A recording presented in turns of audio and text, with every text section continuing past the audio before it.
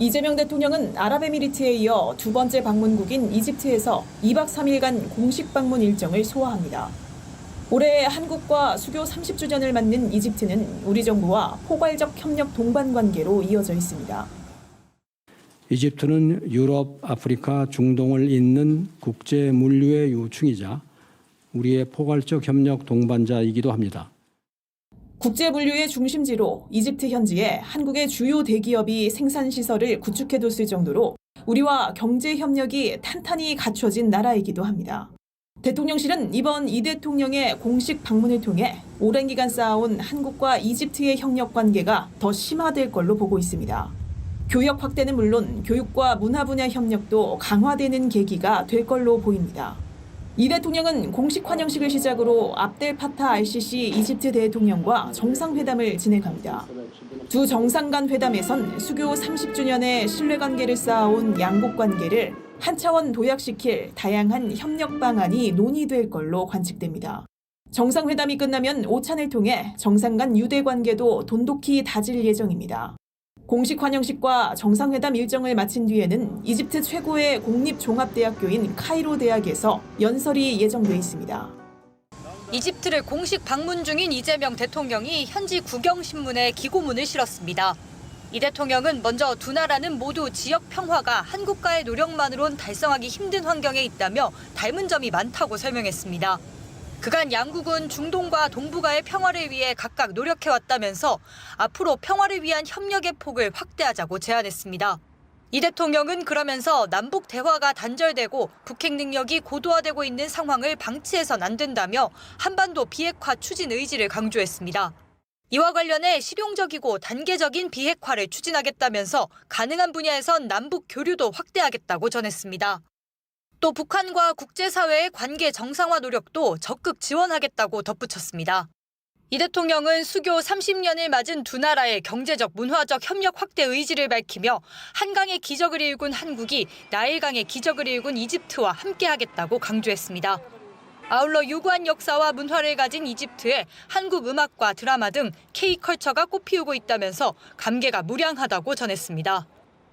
한미일 등 61개국이 공동 제안한 북한 인권 결의안이 유엔 총회 산하 인권 담당 위원회인 제3위원회에서 만장일치로 채택됐습니다. 결의안은 북한의 심각한 인권 상황 등에 대해 깊은 우려를 표했습니다. 또 북한이 자원을 복지보다 군사비 지출과 불법적인 핵무기와 탄도미사일 프로그램에 전용하고 있음을 규탄했습니다. 결의안은 북한이 국제 인도 지원 직원 복귀를 위한 환경을 조성할 것을 촉구하는 내용도 새로 담았습니다. 회원국과 유엔기구 등이 북한 인권 상황 개선을 위한 시민사회 활동을 더욱 지원할 것을 독려하는 내용도 새롭게 포함했습니다. 북한은 코로나 이후 2021년을 마지막으로 국제기구 직원들이 모두 떠난 뒤 현재까지 재입국을 승인하지 않고 있습니다. 우리 정부도 공동 제안국으로 이름을 올린 이번 결의안은 이재명 정부 출범 이후 처음으로 채택됐습니다. 정부는 북한 인권 개선을 위해 국제사회와 협력을 지속하겠다는 뜻을 밝혔습니다. 앞으로도 정부는 북한 주민의 인권이 실질적으로 개선될 수 있도록 국제사회와 협력을 지속해 나갈 것입니다. 제3위원회에서 채택된 북한 인권 결의안은 다음 달 중 유엔 총회 본회의에 상정됩니다. 결의안은 2005년부터 지난해까지 20년 연속으로 유엔 총회 본회의에서 채택됐습니다. 목포 해경이 퀸 제누비아 2호 여객선 좌초 사고와 관련해 1등 항해사와 인도네시아 국적 조타수 등 2명을 중과실치상 혐의로 긴급 체포했습니다. 해경은 두 사람의 휴대전화 포렌식이 필요하고 수사 압박을 받은 조타수의 도주 가능성이 있다고 판단해 이들을 긴급 체포했습니다. 사고 해역은 연안 여객선 항로가 몰린 협수로여서 통상 자동항법 시스템을 사용하지 않습니다. 하지만 사고 당시 이들은 협수로 구간에 들어섰음에도 자동 조타기를 수동으로 전환하지 않았고 특히 1등 항해사는 항로를 변경해야 하는 시점에 뉴스를 보고 있었다고 진술한 것으로 확인됐습니다. 1항사는 진술을 번복했습니다. 네이버 뉴스를 보고 있었다. 근데 이거는 본인이 하는 진술일 뿐이고요. 아무튼 저희는 중과실로 보고 있습니다. 결국 여객선은 항로를 변경해야 하는 1600m 전 16번 등표를 지나도록 22노트 속력을 유지한 채 직진했고 그대로 섬에 들이받게 된 겁니다. 또한 선원법상 협수로 등을 지날 때 조타실에 있어야 할 선장도 의무를 어겨 같은 혐의로 입건됐습니다. 한편 해경은 목포해상교통관제센터에서 사고를 사전에 인지하거나 예방하기는 어려운 상황이었다고 설명했습니다. 관제센터 측도 사고 해역에 접근하기 전까지는 항적과 속력이 정상적이었다며 이상 징후를 식별하지 못했다고 설명했습니다. 해경은 선박의 항해 기록 장치 분석을 진행 중이며 선체 합동 감식을 통해 정확한 사고 원인을 추가로 규명할 계획입니다. 신속한 수도권 주택 공급을 위해 국토부와 LH가 힘을 합칩니다. 국토부와 LH 합동 주택 공급 TF 현판식에 참석한 김윤덕 국토교통부 장관은 주택 공급 성과를 창출할 수 있도록 가능한 모든 수단을 동원해달라고 당부했습니다. 국토부와 LH 간 협력 체계인 합동 TF는 현장 중심의 지원을 강화하기 위해 마련됐습니다. 두 기관의 주택 공급 조직이 함께 근무하며 부지 발굴부터 준공까지 밀착형으로 관리할 계획입니다. 또 이해관계가 복잡한 도심 공급에 빠른 의사결정으로 대응하고 현장의 애로사항을 실시간으로 조정해 나갈 방침입니다.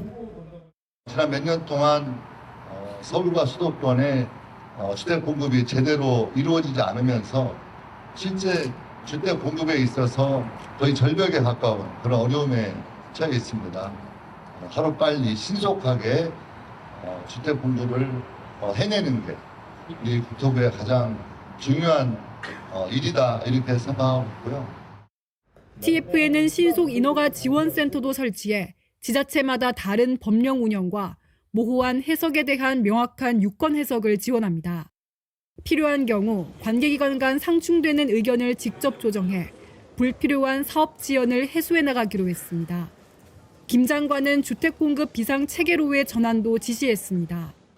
국토부는 현재 공공주택 추진단 등으로 분산된 공급 전담 기능을 대폭 강화하는 방안을 관계부처와 협의 중입니다.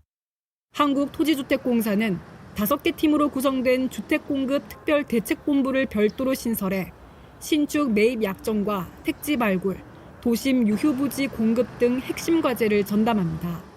정부는 9.7 주택 공급 대책에 따라 내년부터 2030년까지 5년간 수도권에 135만 호 착공을 목표로 내건 가운데 목표 달성을 위해 입법 과제를 포함한 후속 조치를 차질 없이 이행할 것이라고 밝혔습니다. 국가데이터처가 올 상반기 기혼 여성의 고용 현황을 분석한 결과 15세에서 54세 기혼 여성은 740만 3천 명으로 이 가운데 취업자는 498만 4천 명으로 나타났습니다. 또한 266만 8천 명은 18세 미만 자녀와 함께 사는 취업자로 조사됐습니다. 18세 미만 자녀 동거 기혼 여성의 고용률은 64.3%로 전년보다 1.9%포인트 상승했습니다. 연령대별로는 45세에서 49세가 67.9%로 가장 높았고 이어 50세에서 54세, 35세에서 39세 순으로 나타났습니다. 자녀가 많을수록 또 자녀가 어릴수록 고용률 상승폭도 확대됐습니다. 6세 이하 자녀를 둔 여성의 고용률은 전년보다 2.1%포인트 상승했습니다. 취업자의 주당 평균 취업시간은 35.3시간으로 전년과 동일했습니다. 특히 6세 이하 자녀를 둔 여성은 평균 32.1시간 일한 것으로 나타났습니다. 경력 단절 여성은 지난해 대비 11만 명 감소했습니다. 올 상반기 경력 단절 여성은 110만 5천 명으로 전체 기혼 여성 가운데 경력 단절 비율은 14.9%, 1%포인트 줄었습니다. 경력 단절 사유로 육아가 44.3%로 가장 많았고 결혼과 임신 출산, 가족 돌봄 순이었습니다. 30에서 39세는 육아와 임신 출산이 절반 이상을 차지했습니다. 경력 단절 기간은 10년 이상이 42.1%로 가장 많았고 5년에서 10년 미만이 22.3%로 뒤를 이었습니다. 통계 분석 결과 자녀가 많을수록 그리고 자녀가 어릴수록 경력 단절 비율이 높게 나타났습니다. 고용이라는 거는 또 한 분 한 분의 그런 전체적인 모습이 예를 들어 괜찮다고 하더라도 고용의 어려움을 겪고 계신 분들은 한 분 한 분은 또 그 어려움이 또 무겁게 있는 거기 때문에요. 그런 부분들 계속 좀 모니터링하고 또 대응 방안도 계속 강구해 나가도록 하겠습니다. 정부는 이번 조사를 토대로 기혼 여성의 경력 유지와 재취업 지원 정책을 더 강화해 나간다는 계획입니다. 개정노조법 2, 3조 일명 노란봉투법의 핵심은 사용자의 범위 확대입니다. 다시 말해 하청 노조도 실질적 사용자인 원청 사용자와 교섭할 수 있도록 한 겁니다. 내년 3월 법 시행을 앞두고 현장에서는 구체적인 교섭 방식에 대해 혼란을 빚었습니다. 노동부가 하위 법령, 시행령으로 제시한 가이드라인은 노사 교섭 창구 단일화입니다. 하청 노조가 원청 노조와 함께 단일 창구를 구성해 원청 사용자와 교섭하도록 한 겁니다. 노사 스스로 단일 창구를 마련하되 합의하지 못하면 노동위원회의 판단을 맡기기로 했습니다. 다만 하청 노조의 교섭권 축소와 교섭 부담을 각각 이유로 노사 모두 창구 단일화에 우려하고 있습니다. 기자간담회를 연 김영훈 고용노동부 장관은 노사 자치주의에 기대감을 내비쳤습니다. 양측의 우려를 알고 있지만 노사가 머리를 맞대도록 하는 게 이번 법 개정의 근본 목표라고 밝혔습니다. 노사 간 문제를 사법부로 끌고 가거나 정부가 후견인을 자처하는 것 모두 답이 아니라는 겁니다. 국회 내에서 논의 중인 정년 연장 문제에 대해서도 같은 입장을 보였습니다. 연내 입법해야 한다는 생각에는 변함이 없다면서도 정부안을 제시할 계획은 없다고 선을 그었습니다. 노사가 합의하도록 지원하는 게 정부의 역할이라고 설명했습니다. 울산화력 붕괴 사고와 관련해서는 에너지 산업 재편 과정에서 안전 공백을 느꼈다고 밝혔습니다. 환경영향평가처럼 산업안전 영향평가도 산업 전환 과정에서 필요하다는 설명입니다. 서행하고 있는 차량 앞으로 검은색 승용차 한 대가 갑자기 끼어듭니다. 마치 들이받기를 기다렸다는 듯 때를 기다리다 끼어들고는 사고를 냅니다. 다른 날 야심한 밤 차선을 따라 주행하던 차량이 속도를 늦추더니 정지 신호에 멈춰선 차량 뒤편을 들이받습니다. 고의로 교통사고를 내고 보험금을 챙긴 일당이 적발됐습니다. 금융감독원은 서울경찰청 렌터카 공제조합과 공조해 보험 사기 혐의자 182명을 검거하고 4명을 구속했다고 밝혔습니다. 이들이 편취한 보험금은 23억 원이 넘습니다.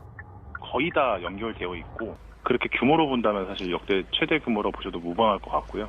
금액 자체도 23억 원이라는 규모 자체가 엄청 큰 겁니다. 보통 많아봐야 한 1, 2억, 2, 3억이거든요. 이들은 조직적으로 활동하며 지역별로 공모자를 모집했습니다.